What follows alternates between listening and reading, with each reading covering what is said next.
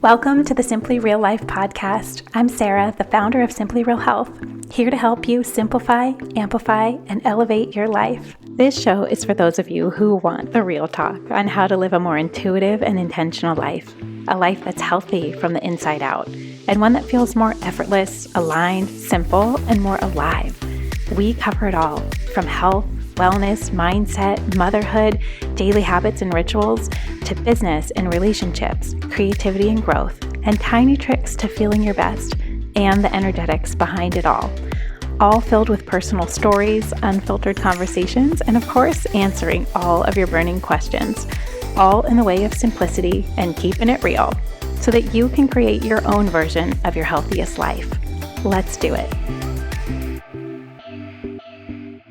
Hi, you guys, and welcome back to the Simply Real Life podcast. I hope that as you're listening to this week, this is finding you in a moment of peace or quiet, or just you taking a couple minutes for yourself, taking a few breaths, taking a pause, and just letting yourself have this time or this moment or this space. And I feel like sometimes as we listen to things, it's just a really good reflection time to think about yourself and the areas that you're kind of wanting to pour love and more intention to, especially when it comes to your daily life and your health, and thinking about all of these things, taking these tiny moments to yourself all through the week, whether it's listening to a podcast or taking a walk or just having a little bit of a quiet space, a little bit more margin built into your life, really helps us not only learn new things, but then actually start to implement them too. That's my wish for you this week. So this week's topic is so interesting, and it's something that I don't think I've ever talked about very much. And it was actually spurred from questions that came in after I released the episode on my own story with food. And in that episode, I talk so much about my relationship to food and how it was horrible, I would say, for most of my life. But I did have this deep drive and this deep desire to want to be healthy. I was just the only way I knew how to do that. And the only way that I had seen that message being taught was through extremes, through diets, through being perfect at it. And that was the mentality that I took, not only with my food, but I think with everything in my life, especially when it came to my health. So the question that came in this week that I would love to dive a little bit deeper into is creating a healthy relationship, not only to food, but also to exercise. And this part of the story, I don't think I went into in detail, but let me just paint a picture here so that you know the background of this. I was somebody who was, again, very extreme about food, very rigid, very by the book, no matter what diet I was doing at the time, which I did so many and probably all and every one I have tried out there. But the flip side of that was also this intensity and this very sort of rigid relationship I had to exercise. And to me, exercise was something that I have always loved. I've just always loved that feeling, like the endorphins, moving. I think that release and that time, like that mental space that it gave me to not do or think about any of the other things going on in life, but just that precious time. And back then, growing up, it used to be an hour that I would spend on doing a workout every day. And I even sort of cringe right now as I'm saying that, because it's so clear to me now that that is maybe not the best relationship. And it's not about the time spent per se. It's the fact that I would do an hour every single day. And if I did not do an hour for whatever reason, I would feel unproductive. Like I would feel really gross in my body. I would feel kind of uncomfortable, or like I maybe didn't deserve to eat, and especially eating things that were maybe outside the definition of what I was considering healthy at that point. So when I take a look at this myself now, looking back with love at myself who is younger and trying so hard, I just want to give her a hug. And I think there may be some parts of this that maybe you can relate to too, where it's like we do something like exercise or movement because we know it's good for us and it's healthy for us and it's healthy for so many aspects in our life. Mentally, especially, it's so healthy for our bodies physically, from a cellular level, from a heart health level. Just keeping everything moving and in movement is a great thing. So I'm not trying to say that moving every day is bad. I'm not at all. I still do that. It is just that the mentality that I have with movement and my relationship to exercise now is very different than how it used to be. Here is what used to happen, and maybe you can relate to some tiny part of this, that because I think the way my brain was wired and taught around food was very much in the diet mentality of calories in, calories out. We have all heard that phrase before, where it's, well, you eat what you eat and then you can just burn it off and you start from zero and then you can eat whatever you want if you have done a workout. And so much of that mentality is just not true. It takes how the body actually works, which is so dynamic and complex and just intricate. The way that our bodies actually use the food that we eat is so complicated. How it digests and how it assimilates food and how it pulls nutrients out. And that entire process is so connected to our hormones. It's so connected to our cells. It's so connected to so many parts of our bodies, that to say that calories in, calories out is the most oversimplified, basic statement in the world to me. But it's something that most of us have grown up with, hearing that phrase and thinking that it's true. We have all heard this mentality before. And it's something that I feel was so deeply ingrained that I just wasn't even really aware of, or recognizing that maybe that wasn't the whole part of the story. Again, I didn't recognize this until I started learning about real food. And having a better relationship to food is the thing that started helping my relationship to exercise also heal. Because in the process of learning about real food and learning that not everything is about counting your calories or measuring your protein or measuring your fat grams, it's so much more about, can you eat real food that is nourishing and whole and grounding and giving something to your body? And if you are doing that, your body can so much more quickly and so much more easily figure out what to do with the food that you are putting in as nourishment. It becomes such a different equation than just food in and food out, and having those two things be equal or even connected. So here's something that really, really helped me, was starting to eat real food was the first step. But after that, trying to actively and consciously start to uncouple and separate my movement to my food, that the two are actually not related to each other. And this is something I had to start telling myself in my head. It doesn't matter if I did work out, if I didn't work out, if I did move, if I didn't move.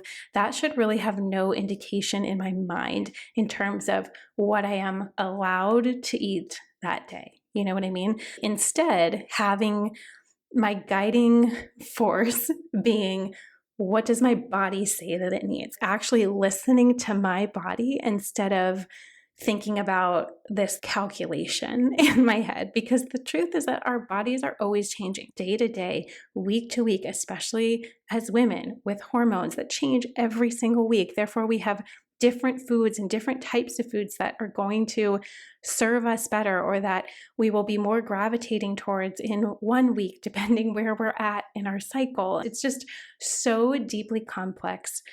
And starting to just separate the two things, even just in my mind, of I am going to work out, even taking the word maybe exercise or workout out, and say, I'm going to move my body. Movement is so beautiful, and it is such an amazing part of life and of living a healthy life. We have to move. It is such a fun part of it as well, instead of thinking about it as this punishment, or what am I doing for my exercise, or how much did I burn today? How am I going to move my body today? It's such a different way to look at it versus my exercise, like with joy in a way that feels good, that gives me those endorphins or just helps me have a much clearer mental space and a recalibration time. Those are all of the beautiful, amazing things that movement can do. And we need it. We need it for circulation. We need it for fresh air. The cells of our body needs it. Every part, even of our nervous system, needs us to move. Our lymph flow. There's just so many components to it that are so, so helpful.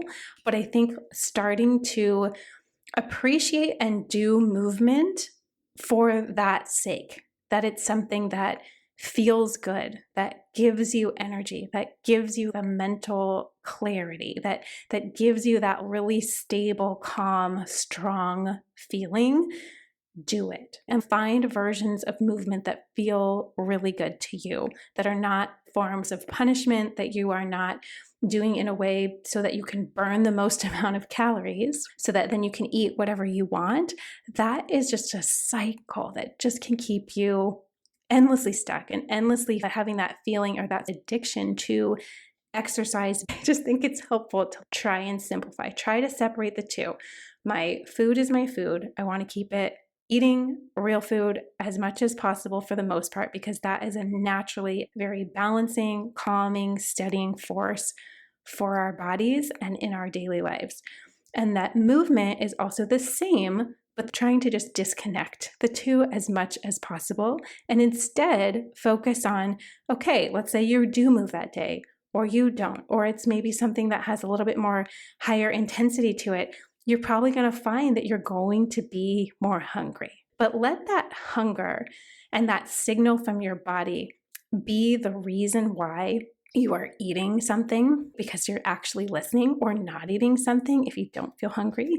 Letting that be your guiding force instead of this robotic calculation of this is what I did this day, therefore I deserve to eat this. This is what I did this day, therefore I'm allowed to eat that. All of those words like deserving, allowing, feeling guilty or not guilty, feeling unproductive if you didn't get an intense workout. We have to just start thinking about the way that we're talking to ourselves. So much of that matters. And I will say too, this was coming from a place where every day I was doing a high intensity workout. And then, like an hour or two later, I would be starving because every day I was pushing my body to the limits and then was so hungry. And then it felt like I had to eat so much food to even get to a place of feeling good or not starving because of how much I was moving. So I will say over the course of years, at least for me, I have found this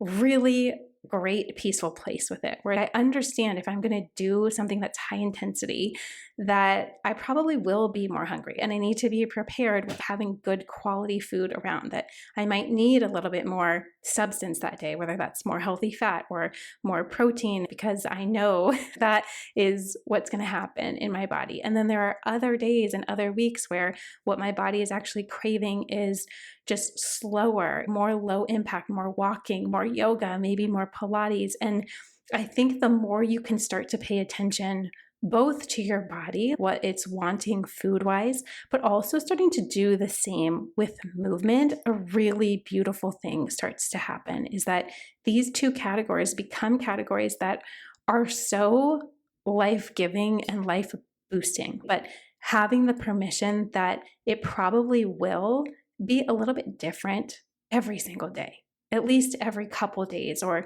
every week. It's not going to be the same thing every day, which is back to that more old school diet culture way of you eat the same things every single day. Your body is a robot, calories in, calories out, what you burn, and then what you eat. It's a simple equation. All of that is so unhelpful if you are actually trying to eat more intuitively, live more intuitively, pay closer attention to what your body actually needs instead of following these rules that have been around for a long time, but are they actually helpful? Do you actually feel strong and healthy and peaceful in your body and in your life? That would be a really good question. Or do you feel bad about yourself, or you feel guilty, or you feel like you have to change what you're eating on a day that you did work out versus didn't work out? Do you know what I mean?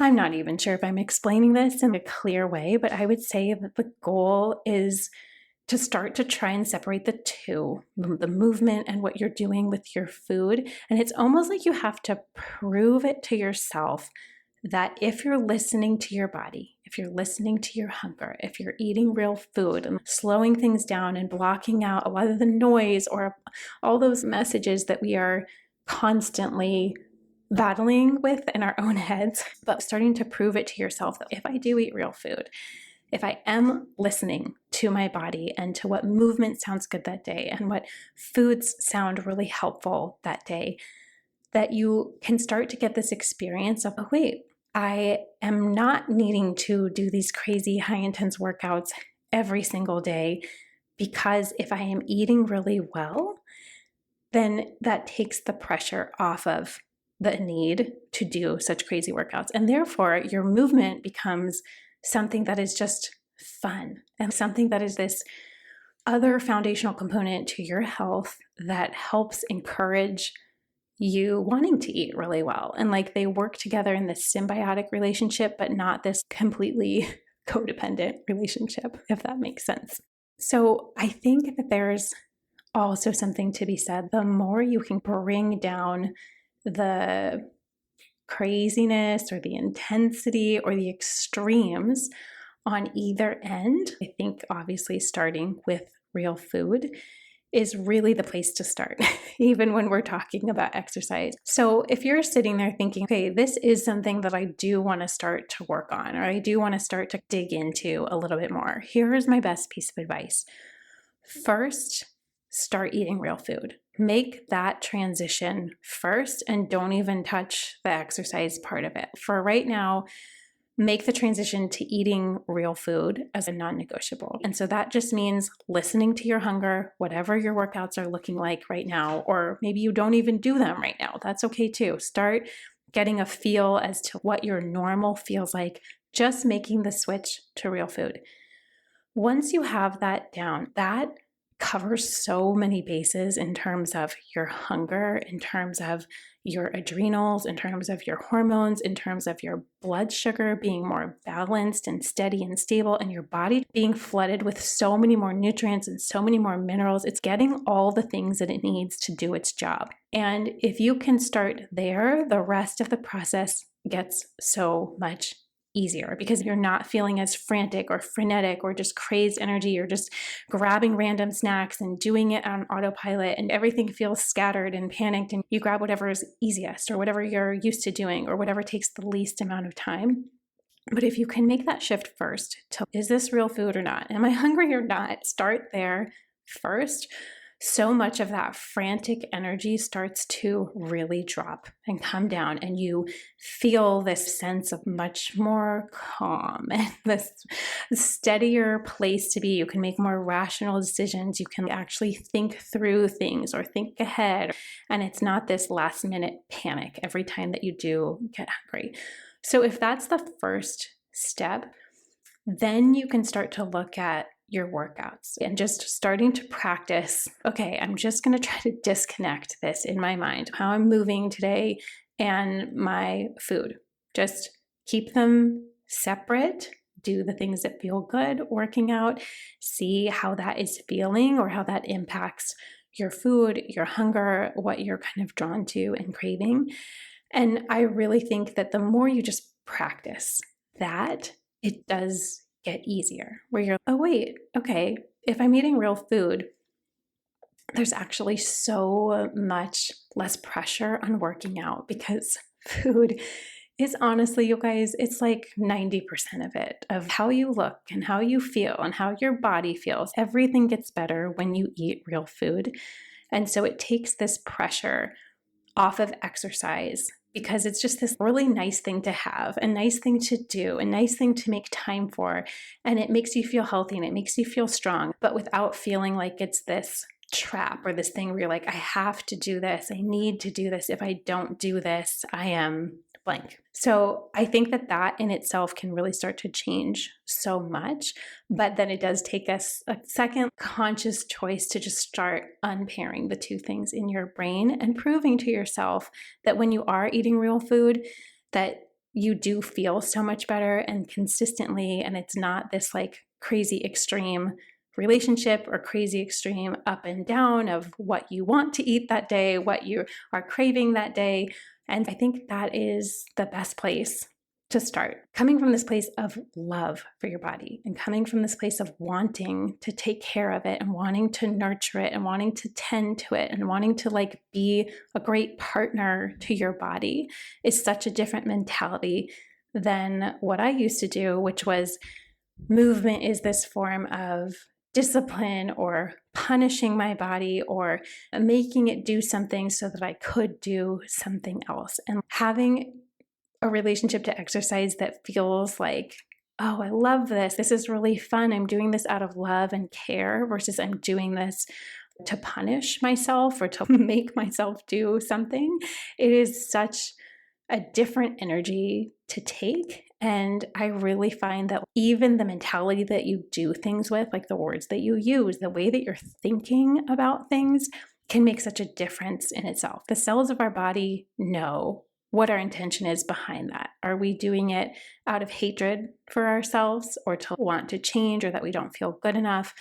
Or are we coming from a place of, I want to do this out of love, out of care? I feel such a difference. So just being aware of how you are actually talking to yourself can be so much a part of the process. I hope that was helpful, maybe even in a small way, and knowing too that it really is possible. It is possible to go from this place that is maybe feeling trapped in like, I have to do this or I have to do that every day in order to be healthy. And if I don't, then it doesn't count. So again, coming back to your why of wanting to create a healthy life that is balanced and it is something that you feel like you can do day in, day out, no matter what's going on in your life, that you can become this calm, steady force for yourself, to know what your body needs, to know how you thrive when it comes to the foods that you eat and the timing and the hunger and the rhythm and the daily routines around that. That is the biggest gift I could ever think to give to yourself. And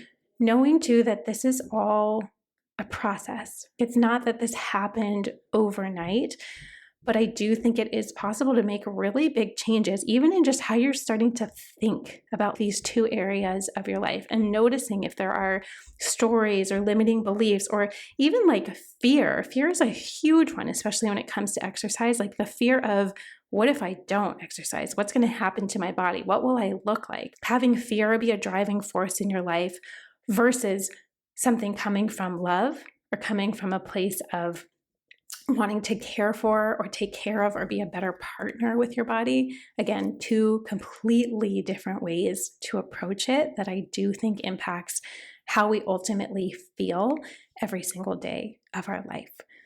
No, it's possible. I think it just takes a little bit of work, a little bit of awareness of like what's going on and how you're thinking, and then starting to make some shifts from there, starting with food first. I think takes care of 90% of that frantic all or nothing energy.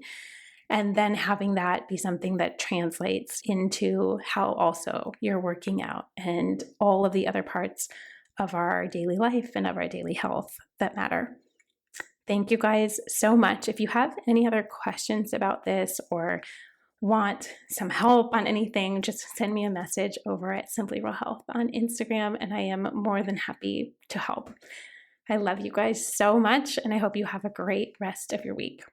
If you enjoyed this episode and want more like it, make sure you're subscribed to the Simply Real Life podcast wherever you listen to podcasts, and maybe share it with a friend or two. That would mean the world.